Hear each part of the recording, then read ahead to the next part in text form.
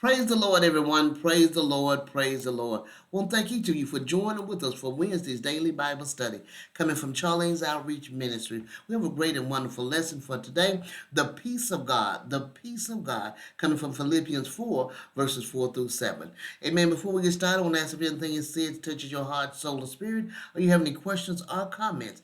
Please feel free to jot them at the bottom of the screen below, and I will get to them as soon as possible. Also, if you would subscribe to my channel and join with us as we gather together to study and meditate on the word of the Lord. Amen. We're going to get ready to move right into our lesson, but first we're going to have prayer. Dear God in heaven, we thank you, Father. We thank you for being who you are. We thank you that you're a wonderful and great God. We thank you that you are our counselor. We thank you that you're God Almighty, and there is none beside you, Father. We thank you that you are everlasting Father and our Prince of Peace. We give you the glory, the honor, and the praise, Father. We ask you to go with us, stand by us, hold us in the hollow care of your hand, Father. Strengthen our mind, soul, spirit, and body as we go forth in the mighty name of Jesus. Lord, as we go into your word, Father, we thank you that our eyes is open and we see, our ears is open and we hear, and we gain wisdom, knowledge, and understanding from on high. In the mighty name of Jesus Christ, we pray. Amen. All right. The peace of God come from Philippians 4, verses 4 through 7. Amen. All right. Verse 4 says, rejoice in the Lord always, and again I say, rejoice. Let your moderation be known unto all men. The Lord is at hand. Be careful for nothing, but in everything, by prayer and supplication, with thanksgiving, let your requests be made known unto God. And the peace of God, which passes all understanding, shall keep your hearts and minds through Christ Jesus. Amen. This is a great and wonderful lesson as we move into the peace of God, because we know that uh, it outlasts any happiness that we may have of our own. Amen. Because our happiness goes and comes. But the peace of God is steadfast. Amen.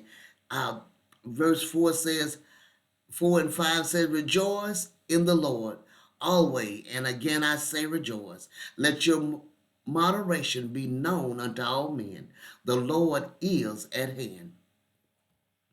Turning now to the entire church, Paul repeats the favorite exhortation. The secret of his exhortation is found in the words in the Lord. No matter how dark the circumstances of life may be, it is always possible for the Christian to rejoice in the Lord. Joet shares his experience regarding Christian joy. Christian joy is a mode independent of our immediate circumstances. If it were dependent on our surroundings, then indeed it would be as uncertain as an unprotected candle burning on a gusty night. One moment the candle burns clear and steady, the next moment the blaze leaps to the very edge of the wick and affords little or no light. But Christian joy has no relationship to the transit setting of the life, and therefore it is not the victim of the passing day. At one time, my condition arranged themselves like as a sunny day in June. A little later, they arranged themselves like a gloomy day in November. One day I'm at the wedding, the next day I stand by an open grave. One day in my ministry, I win 10 converts for the Lord. And then for a long stretch of days, I never win one. Yes, the days are so changeable as the weather, and yet the Christian joy can be persistent, where lies the secret of its glorious persistency. Here is the secret. Lo, I am with you always, all the days. In all the changing days, he changes not. neither is weary. He is no fair weather companion, leaving me when the year grows dark and cold. He does not choose my days of prosperous festival, though not to be found in my days of impoverishment and defeat. He does not show himself only when I wear a garland and hide himself when I wear a crown of thorns. He is with me all the days, the prosperous days and the days of adversity, days when the funeral bell is tolling and days when the wedding bell is ringing. All the days, the day of life and the day of death, the day of judgment. As we know now, Paul urges them to let their gentleness be known to all men. This has also been translated as yieldingness, sweet reasonableness, and willingness to give up one's own way.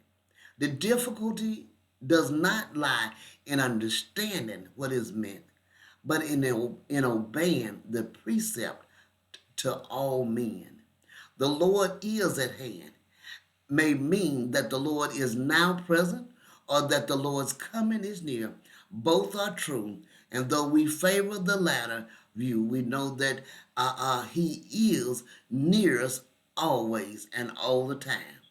Amen. He's even there when many times things that we are doing or shouldn't be doing, we really wouldn't want Him to be there.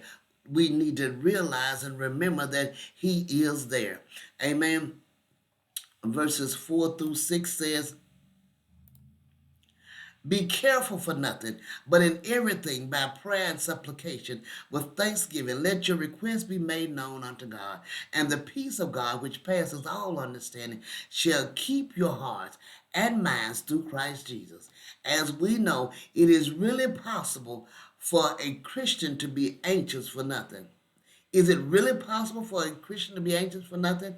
It is possible as long as we have the resource of believing prayer. The rest of the verse goes on to explain how our lives can be free from sinful fretting. Everything should be taken to the Lord in prayer. Everything means everything. There's nothing too great or too small for His love and care. Prayer is both an act and an atmosphere. We come to the Lord at Pacific time and bring Pacific requests before Him. But it is also possible to live in an atmosphere of prayer. It is possible that the mode of our life should be a prayerful mode. Perhaps the word prayer in this verse signifies the overall attitude of our life, whereas supplication signifies the specific request which we bring to the Lord.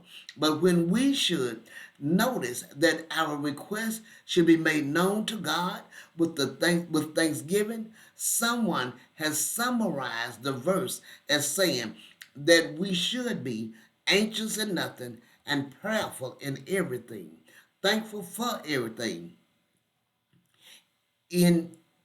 thankful for anything. Amen. If these attitudes characterize our lives, the peace of God, which surpasses all understanding, will guard our hearts and minds through Christ Jesus. The peace of God is a sense of holy repose and complacency which floods the soul of the believer when he is leaning hard upon God. You got to lean in. Amen. Francis Ridley Havergal says, stayed upon Jehovah, hearts are fully blessed, finding, as He promised, perfect peace and rest. This peace surpasses all understanding. People of the world cannot understand it at all, and even Christians possessing it find a wonderful element of mystery about it. They are surprised at their own lack of anxiety in the face of tragedy or adverse circumstances. This peace garrisons or surrounds the heart and the thought life. What a needed tonic it is. Then, in this day of neurosis, nervous breakdown, and tranquilizers, and mental distress, we need the peace of God that surpasses all understanding. Amen, amen. I pray you meditate on this wonderful lesson and have a great and blessed day. God bless you.